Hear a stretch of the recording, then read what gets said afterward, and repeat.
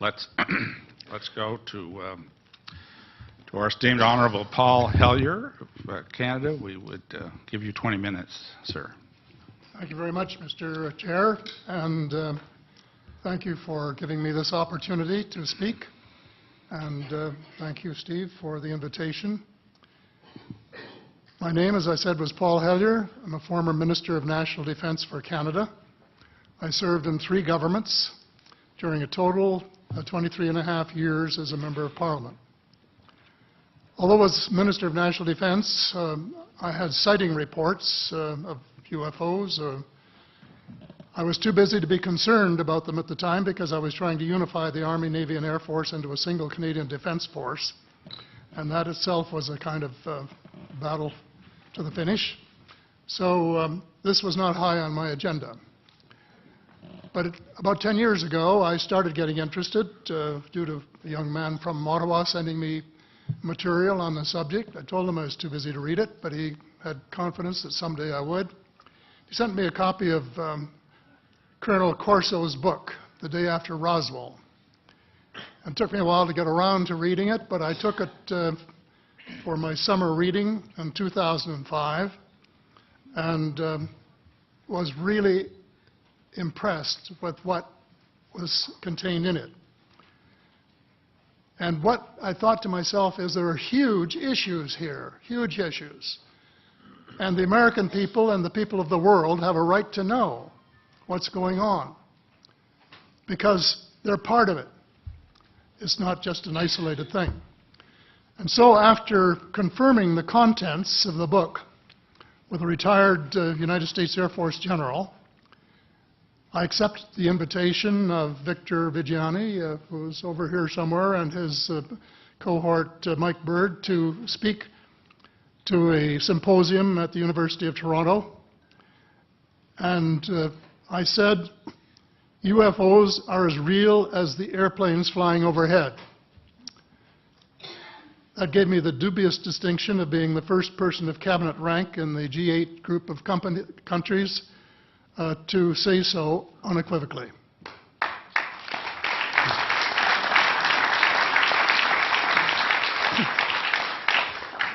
Since then, I've learned a lot from many sources, including a number of the fantastic witnesses that we have heard these last 4 days. They were so outstanding, I was just really blown away with them, the amount of information that was available.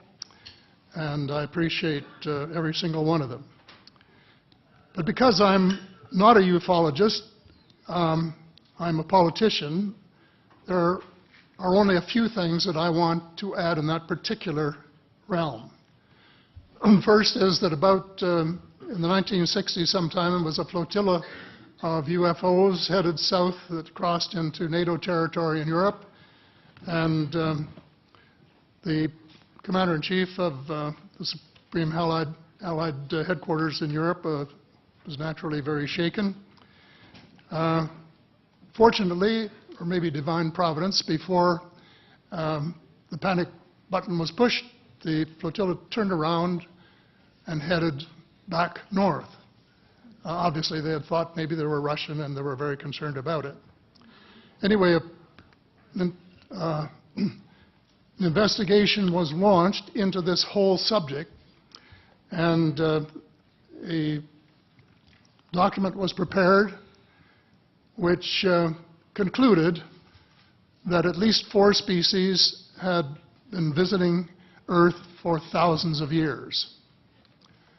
And this is my own view at this stage as well. So, except for that, there are just a couple of things that we've talked about that I'd like to refer to.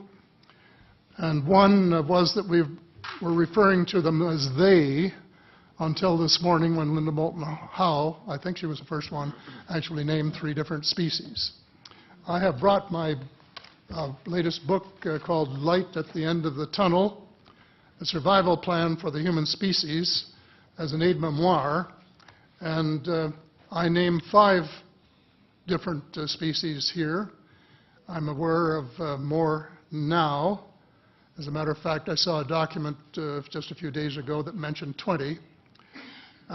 and I think you, Mr. Chairman, were interested in some of the places they might come from. And I have in here Zeta Reticuli, R-E-T-I-C-U-L-I, Reticuli, the Pleiades, Orion, Andromeda, and the Altair star systems. So I don't think we can any more refer to them as they, because they're not an amorphous mass. They are different species and consequently may have different agendas. I don't think we can say that they all have the same agenda any more than we could say that the United States, China, and Russia had the same agenda. Our real interests may be very similar, but as of now, our perceived interests are still quite far apart. One more observation before I begin what I want to say, and that is that we spent quite a bit of time talking about the 66-year-old cadavers. And I was glad to have Linda this morning finally say that there are live ETs on Earth at this present time, and at least 2 of them probably working with the United States government. The other species that I learned about not too long ago was called the tall whites. And this is when Paula Harris broke the story just a few years ago. And through her good offices, I had the chance to talk for about 3 hours with former Airman Charles Hall and listen to this absolutely fascinating story of how he was working with, first of all, he was scared out of his skin, but after that, when he got to know them, how he was working with, and finally they became to trust each other and have a good working relationship with the tall whites at the gunnery range at Indian Springs in Nevada. And these tall whites were living on United States Air Force property and working in cooperation with the United States Air Force and sharing technology with them. He wrote a book, incidentally, called Millennial Hospitality. There are 4 different versions, but Paula says that Millennial Hospitality number 2 is the best. I think that's the one I read, and it's a very interesting read if you want to sort of get inside the problem of what it's like to bump into these people floating across the terrain in the desert. Well, enough on that for now. My interest is in full disclosure. And my only caveat is I think probably I would say 95 to 98% full disclosure. I know of 1 or 2 things that I'm not sure should be in the public domain, at least yet. They will be someday, I'm sure, but not maybe immediately. But just as children survive the idea of the Tooth Fairy and Santa Claus when they become adult, I think that tax-paying citizens are quite capable of accepting the new and broader reality that we live in a cosmos teeming with life of various sorts.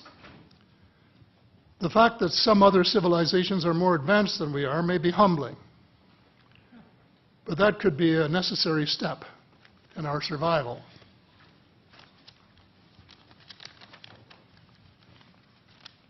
The world is an unholy mess. We have at best until the end of this decade. In my book, I said we have 10 years to stop global warming if we don't want it to be beyond the point of no return. 2 years has gone past since it was written, so I say we have until the end of the decade to arrest global warming. Yet our leaders don't even talk about it very much except in a superficial way. They appear to be more interested in starting wars to control more oil and, in effect, prolong the gravity of the threat.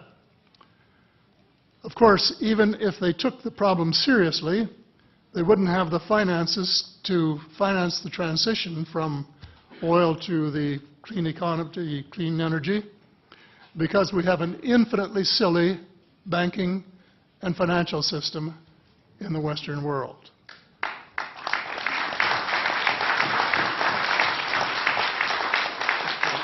And the United States Congress, I regret to say, is partly responsible, and I'd be glad to elaborate on that later if you're interested.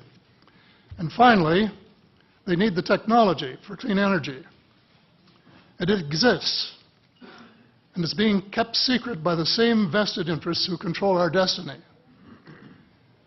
Who are these vested interests, and what are they up to? Well, Senator, you were talking about a military junta.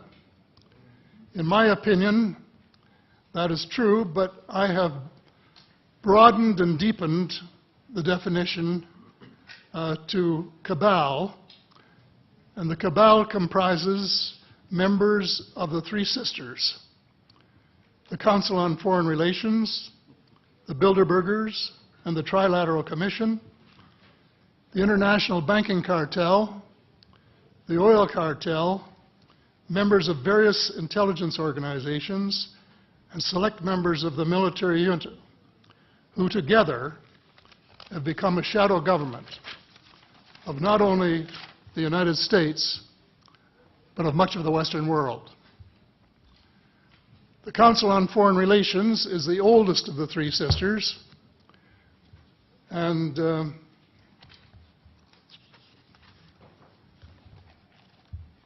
as early as October 1940, years before Germany surrendered to the Allied armies and to vaporize Hitler's vision of empire, the Council's Economic and Financial Group drafted a memorandum outlining a comprehensive policy, quote, to set forth the political, military, territorial, and economic requirements of the United States in its political potential leadership of the non-German world, including the United Kingdom itself, as well as the Western Hemisphere and the Far East. The Council made absolutely no effort to disguise, where's that? Right next page, yeah. The Council made no effort to disguise the fact that the purpose of the Grand Area and later world hegemony was to support an expanding U.S. economy, to provide it with raw materials and markets for its products. This was labeled the national interest, quote unquote. It was equally clear that the national interest was the interest of the ruling elite, whose members comprised the Council. The real interests of the majority of rank-and-file Americans was never a factor in the equation. So,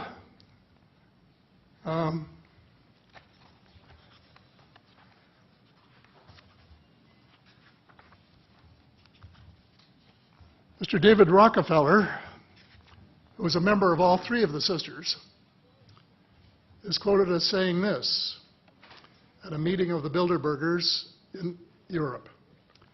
We are grateful to the Washington Post, the New York Times, Time magazine, and other great publications, whose directors have attended our meetings and respected their promises of discretion for almost 40 years. It would have been impossible for us to develop our plan for the world if we had been subjected to the lights of publicity during those years. But the world is more sophisticated and prepared to march toward a world government.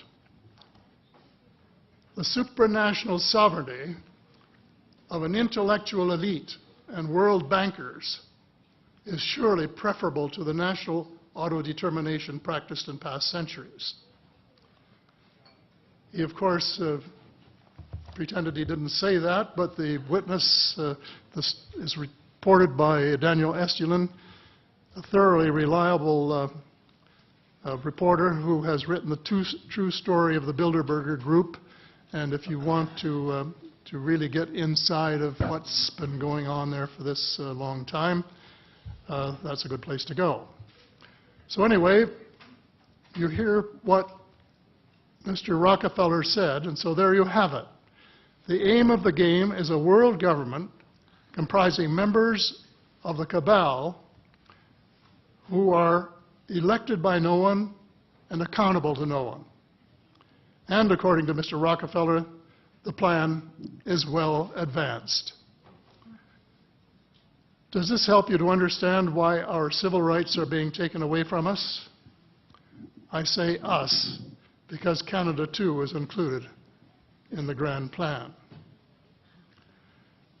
A giant leap in the wrong direction followed the end of the Cold War.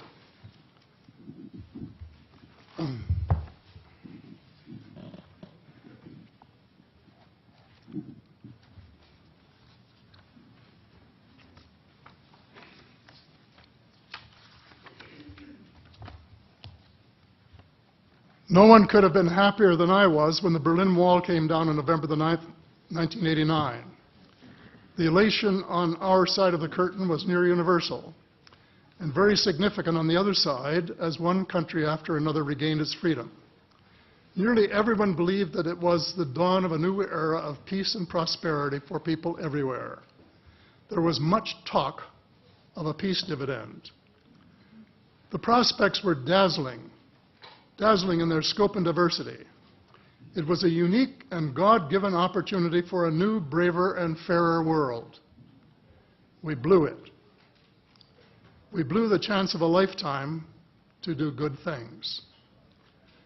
A small group of zealots undermined our golden opportunity to pursue peace, not war, and little did we dream that they had a vastly different vision of the new world order.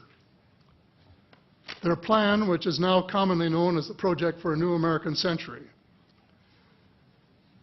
included preventive wars in clear violation of international law, regime change wherever and whenever the U.S. desires, and if they can get away with it without excessive casualties, and the establishment of a kind of economic and cultural hegemony with America acting as constabulary, quote unquote.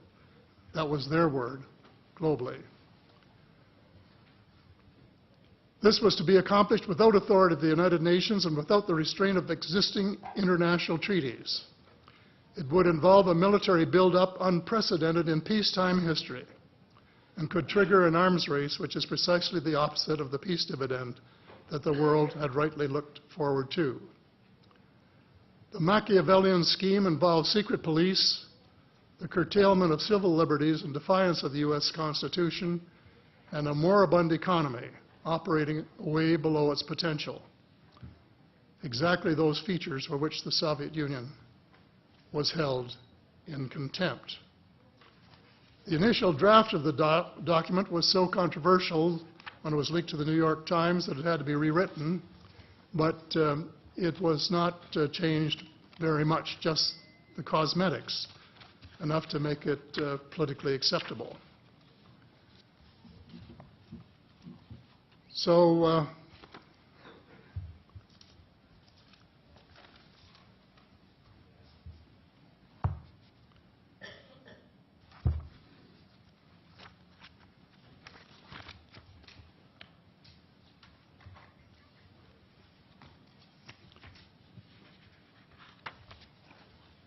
I have a few minutes here to my bearings.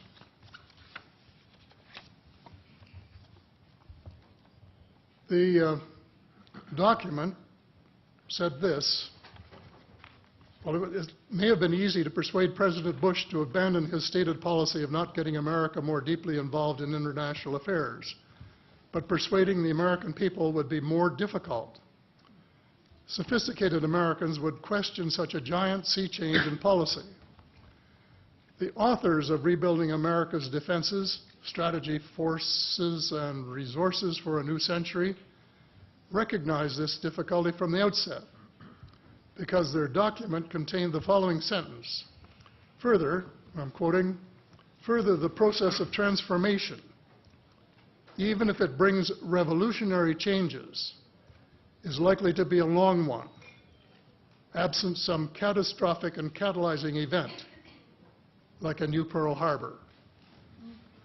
Well, it wasn't too long before they got their catastrophic and catalyzing event. Terrorists struck the World Trade Center in New York and the Pentagon in Washington on September the 11th, 2011. And incidentally, they have removed the sentence about Pearl Harbor in the document that you could now get if you went to the internet to find it. Almost the whole world mourned. Canada mourned. The overwhelming majority of Muslims condemned the treacherous attacks. My sympathy for the friends and families of the injured and dead was genuine and unwavering to this day. My sympathy for the U.S. government began to grow a bit thin, however, when I heard President Bush cite the reasons for the attack. And I quote, "Why do they hate us?" he asked rhetorically in an address to the Congress. "They hate what they see right here in this chamber, democratically elected government. Their leaders are self-appointed. They hate our freedoms, our freedom of religion, our freedom of speech, our freedom to vote and assemble and disagree with each other." I felt sad when I heard the President's word. I assumed that he believed what he was saying. But if that were true, he was profoundly ignorant of the real thoughts and feelings of people in other parts of the world. If he wanted to hear the truth, he should have listened to Osama bin Laden, who was well informed concerning the origins of the kind of fanatical hatred of the United States which has led to such treachery. This is his version of events. Every Muslim must rise to defend his religion. The wind of faith is blowing, and the wind of change is blowing to remove evil from the peninsula of Muhammad. Peace be upon him. As to America, I say to you and its people a few words. I swear to God that America will not live in peace before peace reigns in Palestine and before all the army of infidels depart the land of Muhammad. Peace be upon him. That is clear enough. The dislike of America has nothing to do with democracy versus dictatorship, or wealth, or freedom of religion, or freedom of assembly. It is directly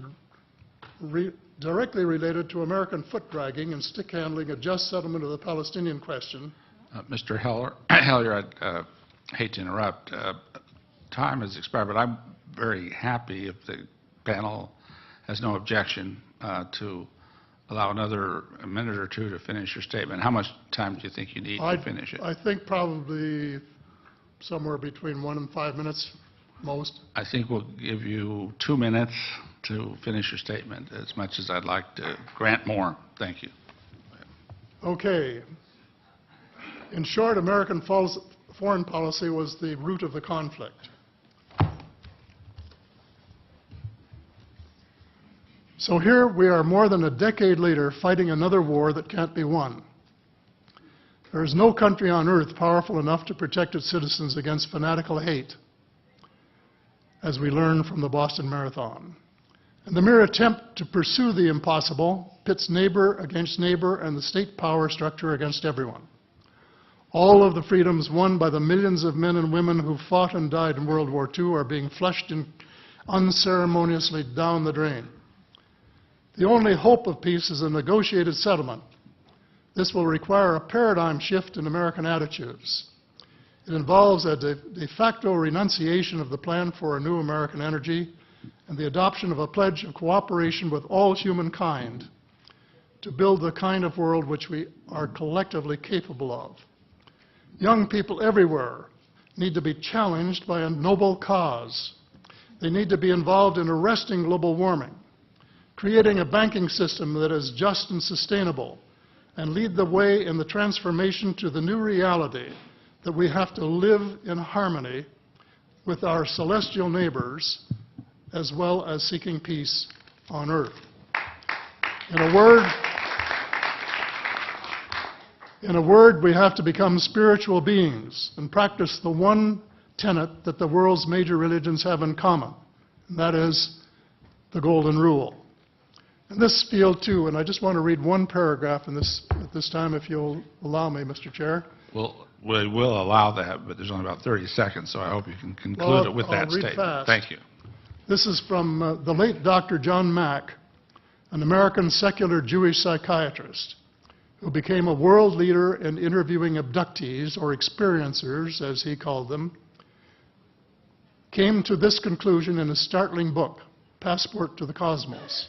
Quote, although the aliens are not themselves gods, their behavior is sometimes anything but godlike. Abductees consistently report that the beings seem closer to the Godhead than we are, acting as messengers, guardian spirits, or angels, intermediaries between us and the divine source. Thank you. Thank you very much.